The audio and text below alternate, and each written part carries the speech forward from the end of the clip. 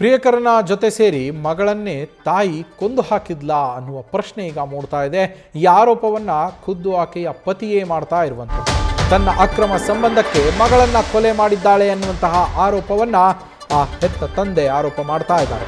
ಪತ್ನಿ ಪ್ರಿಯಾಂಕಾ ವಿರುದ್ಧ ಪತಿ ಪ್ರವೀಣ್ ಎಂಬಾತ ದೂರನ್ನ ಕೊಟ್ಟಿದ್ದಾರೆ. 6 ವರ್ಷದ ಮಗು ವೆನ್ನೆಲಾಳನ್ನ ಕೊಲೆ ಮಾಡಿದ್ದಾಳೆ, ಪತ್ನಿಯೇ ಕೊಲೆ ಮಾಡಿದ್ದಾಳೆ ಅಂತ ಹೇಳಿ ಅವರು ಆರೋಪವನ್ನ ಮಾಡಿರುವಂಥದ್ದು. ಅಕ್ರಮ ಸಂಬಂಧ ಇತ್ತು ಆಕೆಗೆ, ಹಾಗಾಗಿ ಮಗು ಬಣ್ಣದ ಕಾರಣಕ್ಕೆ ಕೊಲೆಯನ್ನ ಮಾಡಲಾಗಿದೆ ಅಂತ ಹೇಳಿ ಆರೋಪ ಮಾಡಿದ್ದಾರೆ. ಬೆಂಗಳೂರಿನ ಕಾಡ್ಗೋಡಿಯ ಸೀಗೆಹಳ್ಳಿ ವಿಲ್ಲಾದಲ್ಲಿ ಈ ಘಟನೆ ನಡೆದಿದೆ. ಮಗು ಮೃತಪಟ್ಟ 3 ತಿಂಗಳ ಬಳಿಕ ಪ್ರಕರಣ ದಾಖಲಾಗಿರುವಂಥದ್ದು. ಪ್ರಿಯಕರ ಮೋಹನ್ನ ಈಗಾಗಲೇ ಕಾಡ್ಗೋಡಿ ಪೊಲೀಸರು ಬಂಧಿಸಿದ್ದಾರೆ. ನಾಪತ್ತೆಯಾಗಿರುವ ಪ್ರಿಯತಮೆ ಪ್ರಿಯಾಂಕಾಳಿಗಾಗಿ ಸದ್ಯ ಪೊಲೀಸರು ಹುಡುಕಾಟವನ್ನ ನಡೆಸ್ತಾ ಇರುವಂಥದ್ದು.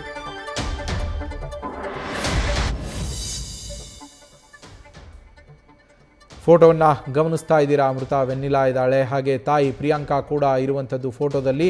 ಆ ಮಗುವಿನ ಬಣ್ಣಕ್ಕೆ ತಾಯಿ ಆಕೆಯನ್ನು ಕೊಲೆಯೇ ಮಾಡಿಬಿಟ್ಲಂತೆ, ಜೊತೆಗೆ ತನ್ನ ಅಕ್ರಮ ಸಂಬಂಧಕ್ಕೂ ಅಡ್ಡಿಯಾಗತ್ತೆ ಅನ್ನೋದು ಕೂಡ ಇತ್ತು. ಈ 2 ಕಾರಣಗಳನ್ನು ಇಟ್ಕೊಂಡು ಪ್ರಿಯಾಂಕಾ ತನ್ನ ಹೆತ್ತ ಮಗಳನ್ನೇ ಕೊಲೆ ಮಾಡಿದ್ದಾಳೆ ಅನ್ನೋದು ಆಕೆಯ ಪತಿಯ ಆರೋಪ. ಕಾಡ್ಗೋಡಿ ಪೊಲೀಸರಿಗೆ ಈಗಾಗಲೇ ಕಂಪ್ಲೇಂಟನ್ನು ಕೊಟ್ಟಿದ್ದಾರೆ. ಈಕೆಯ ಪ್ರಿಯಕರನನ್ನು ಪೊಲೀಸರು ಅರೆಸ್ಟ್ ಮಾಡಿದ್ದಾರೆ. ಆದರೆ ಈ ಪ್ರಿಯಾಂಕಾ ನಾಪತ್ತೆ ಆಗಿದ್ದಾಳೆ. ನಿಜಕ್ಕೂ ಒಂದು ವೇಳೆ ಈ ಪ್ರಿಯಾಂಕಾನೇ ತನ್ನ ಹೆತ್ತ ಮಗಳನ್ನು ಕೊಂದಿದ್ರೆ ಅದು ದೊಡ್ಡ ದುರಂತ ಅಂತಲೇ ಹೇಳ್ಬೋದು. ನಮ್ಮ ಪ್ರತಿನಿಧಿ ಶಿವಕುಮಾರ್ ಫೋನ್ ಸಂಪರ್ಕದಲ್ಲಿದ್ದಾರೆ. ಶಿವು, ಹೆತ್ತ ತಾಯಿಯ ಮಗಳನ್ನು ಕೊಂದಿರುವಂತಹ ನೀಚ ಕೃತ್ಯ ಇದು ಅಂತಲೇ ಹೇಳ್ಬೋದು. ಕರಳ ಬಳಿಯನ್ನು ಯಾರು ಕಳೆದು ಹಾಕಲ್ಲ. ಪ್ರಿಯಕರನಿಗೋಸ್ಕರ ಮಗಳನ್ನು ಕೊಂದ್ಲಾ, ಬಣ್ಣದ ಕಾರಣಕ್ಕೋಸ್ಕರ ಮಗಳನ್ನು ಕೊಂದ್ಲಾ, ಗಂಡನ ಜೊತೆ ಏನು ಅಸಮಾಧಾನ ಇತ್ತು, ಏನೆಲ್ಲ ಮಾಹಿತಿ ಸಿಗ್ತಾ ಇದೆ?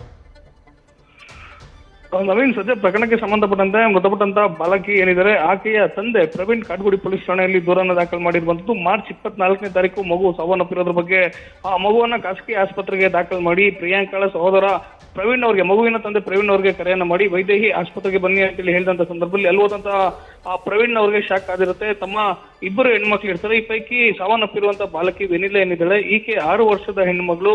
ಆ ಪ್ರವೀಣ್ ತಮ್ಮ ಪತ್ನಿ ಪ್ರಿಯಾಂಕಾ ಅವರಿಂದ ಬೇರೆಡೆ ವಾಸವಾಗಿರ್ತಾರೆ. ಪ್ರಿಯಾಂಕಾ ಆ ಪತಿ ಪ್ರವೀಣ್ ನಿಂದ ಬೇರೆಡೆ ವಾಸವಾಗಿ ಆಕೆ ಮತ್ತೊಬ್ಬರ ಜೊತೆಯಲ್ಲಿ ಲಿವಿಂಗ್ ಟುಗೆದರ್ ಇದ್ರು ಅನ್ನೋ ಆರೋಪವನ್ನ ಸದ್ಯ ಪತಿ ಪ್ರವೀಣ್ ಮಾಡ್ತಿರುವಂತದ್ದು.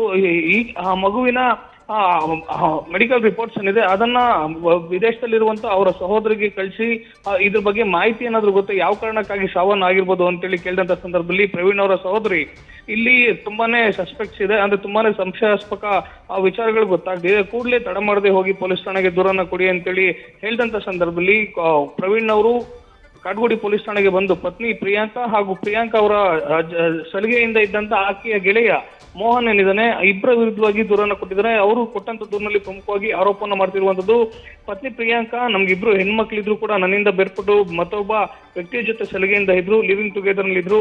ನನ್ನ 2 ಹೆಣ್ಣು ಮಕ್ಕಳನ್ನು ಕೂಡ ಅವ್ರ ಜೊತೆನೆ ವಾಸವಾಗಿದ್ರು. ಜೊತೆಗೆ ಇವರು ಪ್ರಮುಖವಾಗಿ ಕಾಡ್ಗೋಡಿಯ ಖಾಸಗಿ ಅಪಾರ್ಟ್ಮೆಂಟ್ ನಲ್ಲಿ ಆ ಮಕ್ಕಳ ಜೊತೆಲಿ ಇದ್ರು.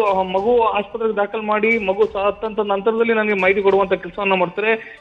ಯಾಕೆ ಮಗು ಸಾವನ್ನಪ್ಪಲಿಕ್ಕೆ ಕಾರಣ ಏನು ಅಂತ ಕೇಳಿದಂತ ಸಂದರ್ಭದಲ್ಲಿ ಮಗುವಿಗೆ ಬಿರಿಯಾನಿಯನ್ನ ಕೊಡಿಸಿದ್ವಿ, ನಂತರ ಖಾಸಗಿ ಹೋಟೆಲ್ಗೆ ನಾನು ಮತ್ತೆ ಸದ್ಯ ಬಂಧಿತನಾಗಿರುವಂತ ಆರೋಪಿ ಮೋಹನ್ ಏನಿದ್ದಾನೆ, 2 ಹೋದಂತ ಸಂದರ್ಭದಲ್ಲಿ ಕಾರ್ನಲ್ಲಿ AC ಆನ್ ಮಾಡಿ ಮಗುವನ್ನ ಮಲಗಿಸಿ ಹೋಗಿದ್ವಿ.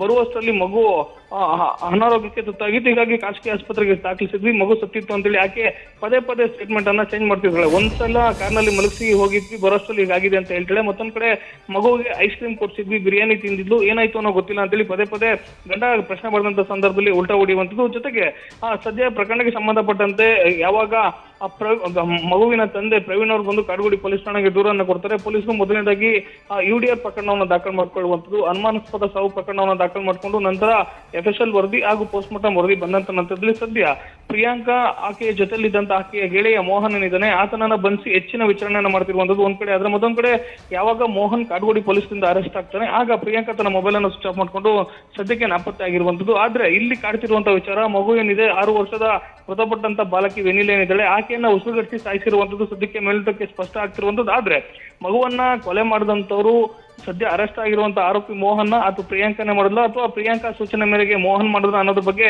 ಸದ್ಯಕ್ಕೆ ಸ್ಪಷ್ಟತೆ ಇಲ್ಲ. ಪೊಲೀಸರ ಮುಂದಿನ ವಿಚಾರಣೆಯಿಂದಷ್ಟೇ ಗೊತ್ತಾಗಬೇಕಾಗುತ್ತೆ. Naveen, thank you Shivakumar.